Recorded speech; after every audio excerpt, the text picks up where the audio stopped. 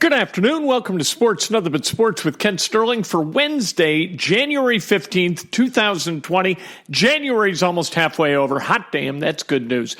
Brought to you by the great people at Today's Dentistry. Give Dr. Mike O'Neill a call, finally. Become his next new patient. Hire him as your dentist. However you want to look at it, the culture there is crazy friendly. The people are wonderful. They treat you like a person, not necessarily. You're a name, not a number. At Today's Dentistry. That's the best way to put it. So call 317-849-2933. I know what I'm talking about. I've been a patient there for 26 years. Oops, the art of learning from mistakes and adventures. I wrote it. You can get it at Amazon.com, BarnesandNoble.com, Goodreads.com, all over the place. I highly recommend it. As the person who wrote it, you would expect that, wouldn't you?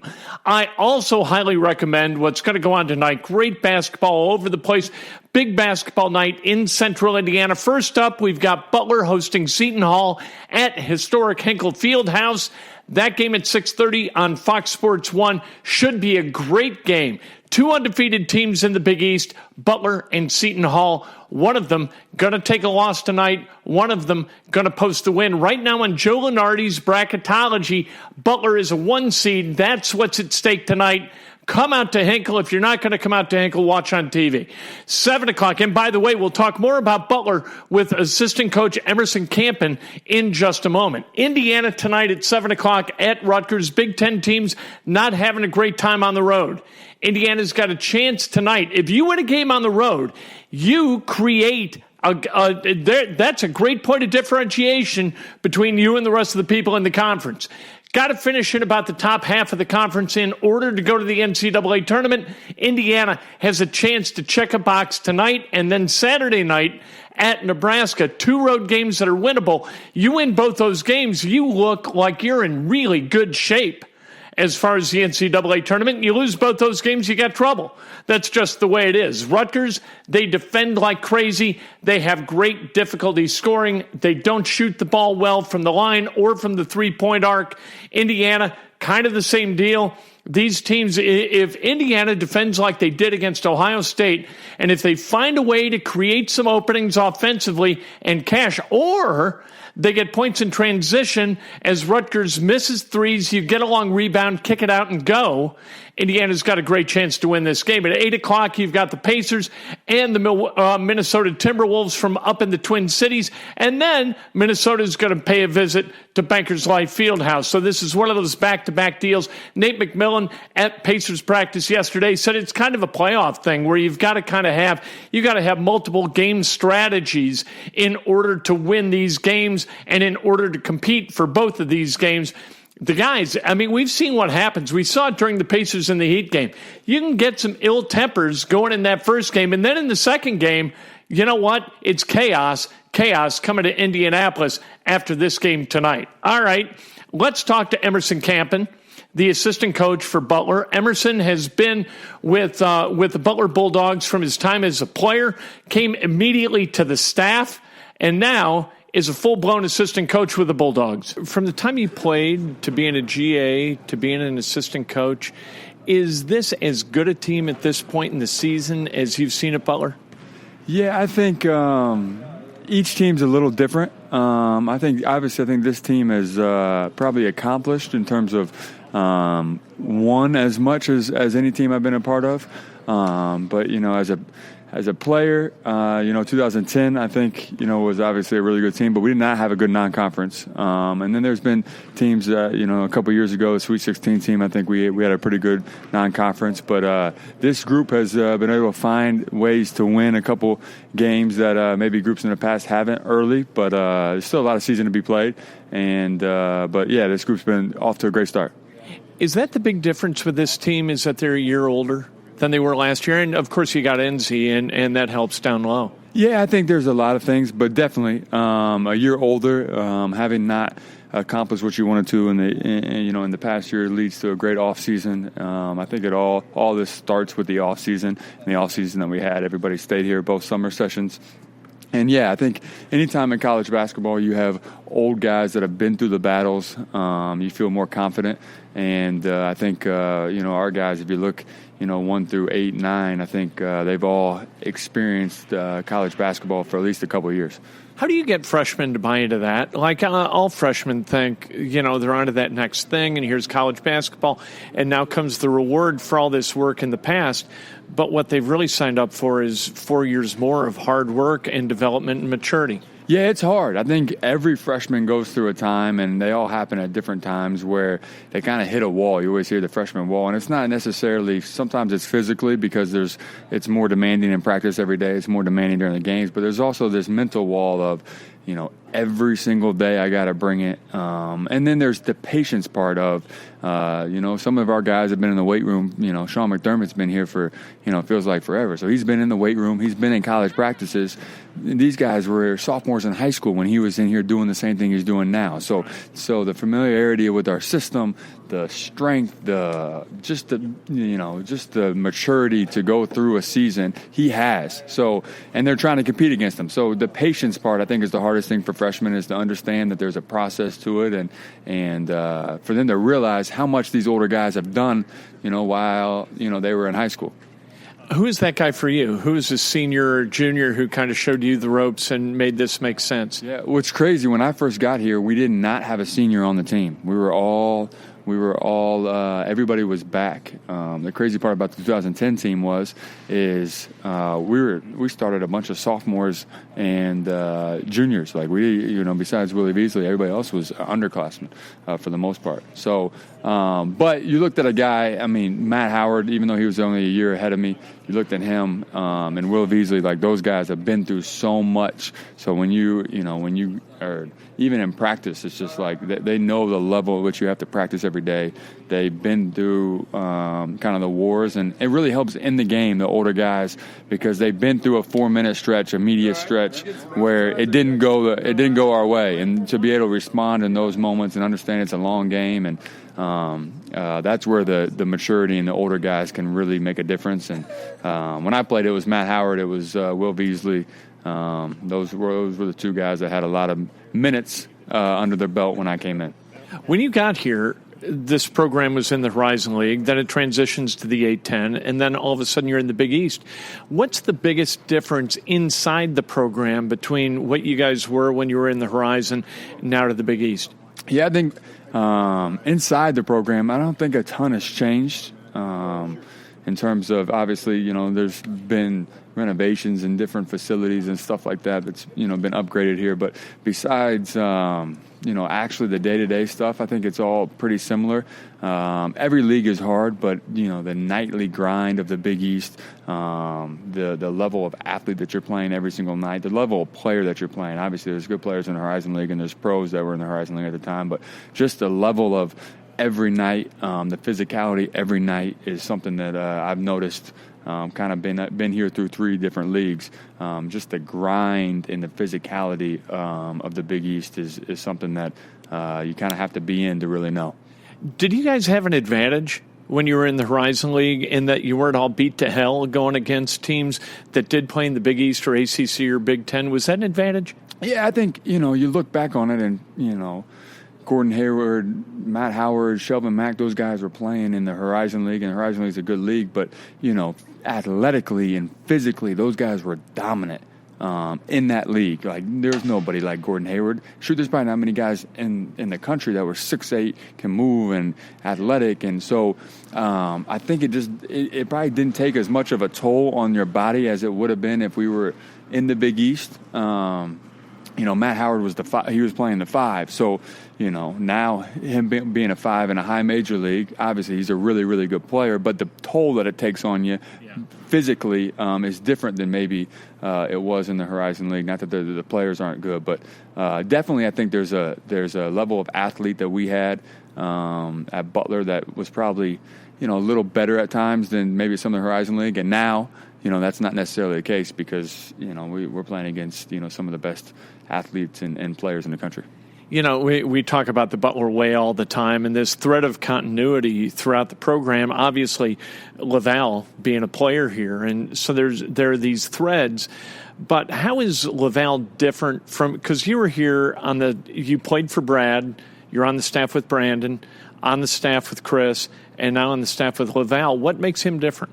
Yeah, I think each one is, you have to be your own self. So I think each one is a little bit different. With Coach Jordan's, he came from Michigan, so just his offensive mind and what he learned through John Beeline, I think was it's been great. So we've been able to incorporate a lot of the stuff offensively that we've done for a long, long time here.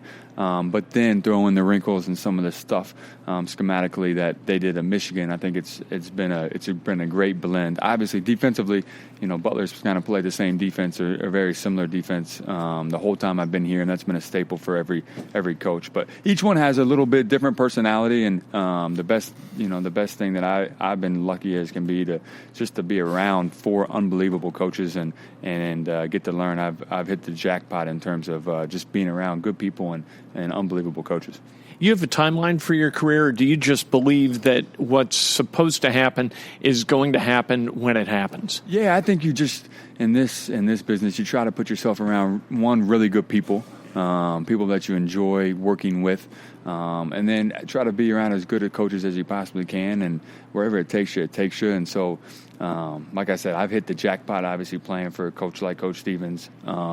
He's the reason why I got into college coaching, and then to work for Brandon for a year, and then to work for Holt, and now Laval. It's been unbelievable. Just they all are different. They all have a little bit of different way of what they go about it. So for me, it's like I've hit the coaching lottery in terms of just picking their brains and seeing them work every day, and it's been a lot of fun. Laval and Sean, I've heard say this, Kamar too, that it's a one game at a time process. That's like everybody understands that. But this team seems to embody it, and that's a little bit strange. Again, that's the maturity of the team, is it? Yeah, I think there's, I think that is maturity is the right word. I think that's what we hit them on in the summer. And I think that it takes a mature approach to go through the ups and downs of a season. But you have to be focused on today, and you have to be focused on the next one, or else the league's too good, teams are too good, and quite frankly, we're not good enough to look and just start predicting wins or losses based on it. We got to stay in the moment every day, and I think obviously our older guys lead that. Aaron, Kamar, Sean, Henry, those guys are about it, and they understand. And being old and grown and mature, that if you get lost in a win or a loss, and you let it last longer than it should, then the next one's not going to go the way you want it to. And our guys have been great with that all year.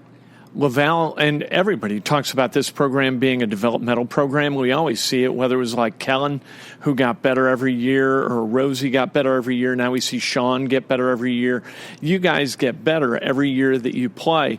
Is that primarily psychological, or is that physical in the way athletes are built here? Yeah, I think it's probably both. I think there's we understand and we do practice and plan practice to make sure that we are developing, not necessarily just all 5-on-5, but there's got to be an individual development on guys' skills, whether that's shooting, dribbling, passing, all the stuff that matters in basketball, or developing Kamar's post game or whatever it is. So there has to be elements of practice, and I think Laval does a great job of finding time throughout practice to make sure that our guys are not just getting better from season to season, but from the beginning of the season to the end of the season.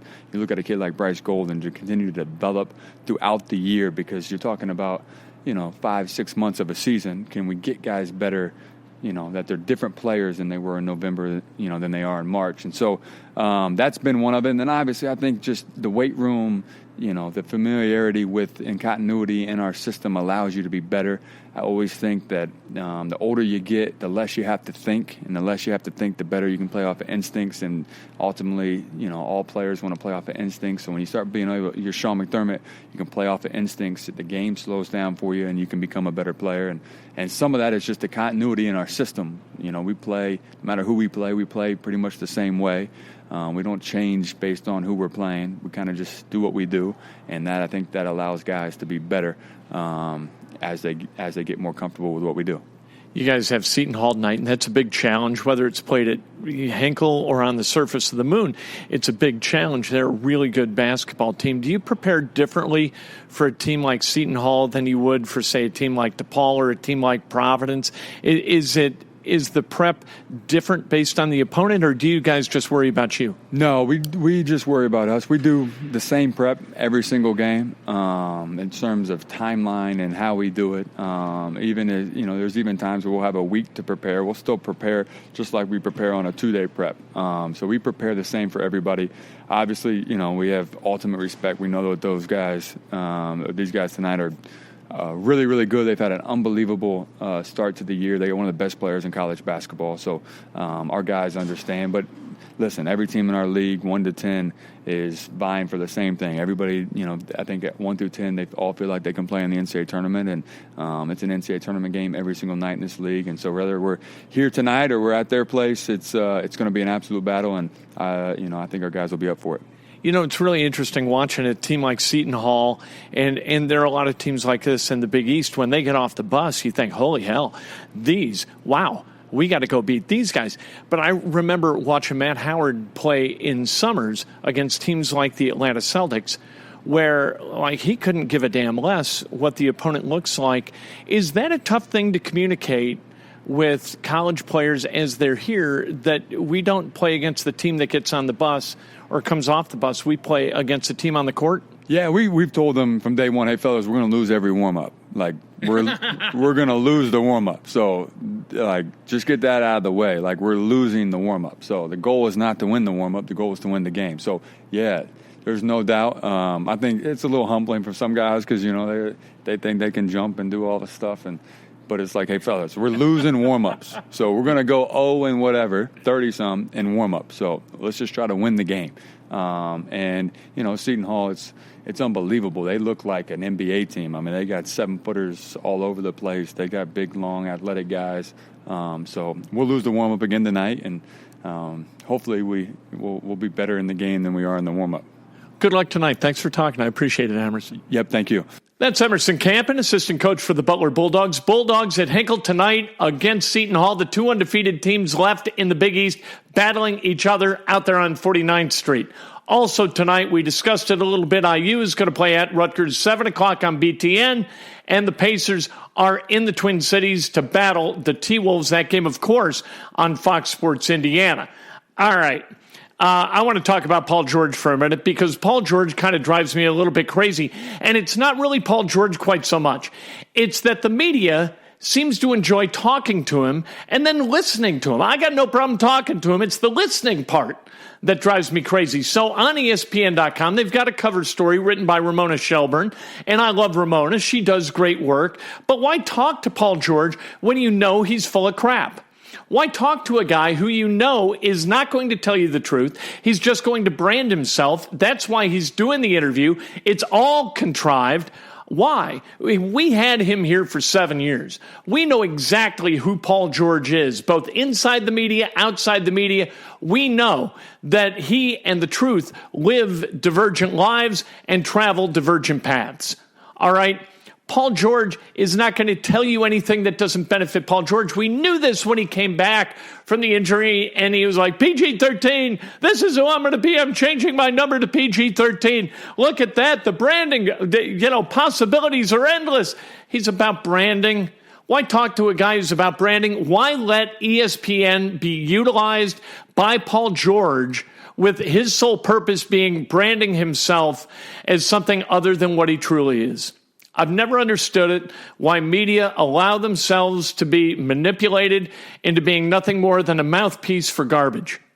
And I'm not talking about Paul George, the man, being garbage. I'm talking about his message being garbage, in that it is, by and large, untrue. You could tell when you would talk to him, and I talked to him a million times, that he was just saying stuff. Words were coming out of his mouth, and he thought that maybe you would believe them. But those words were not tethered to any kind of reality, and it drove me crazy. So am I going to read the Ramona Shelburne piece? No, I'm not. Because I know, despite Ramona being a terrific journalist, you've got Paul George, who is going to be the focus of the thing, talking about Paul George in a way that is going to nauseate me because I know that it's not going to be from a place of honesty. Tomorrow morning, Breakfast with Kent Good Lord, brought to you by the great people at Today's Dentistry. It's on Facebook Live at 8 o'clock, then on Periscope and Twitter at 8:15. Join me, brought to you by the great people at Today's Dentistry, and, of course, by the book, Oops, The Art of Learning from Mistakes and Adventures. It's available at Amazon.com, BarnesandNoble.com, Goodreads.com. You can get the hardcover book, you can get the ebook, you can get the audiobook. Do what you want. Me, if it's me talking, I'm getting all three. That's what I'm going to do because I want to read it, I want to see it on a Kindle, and then I want to listen to it because I enjoy the sound of my own voice. We'll talk to you tomorrow morning. Join me.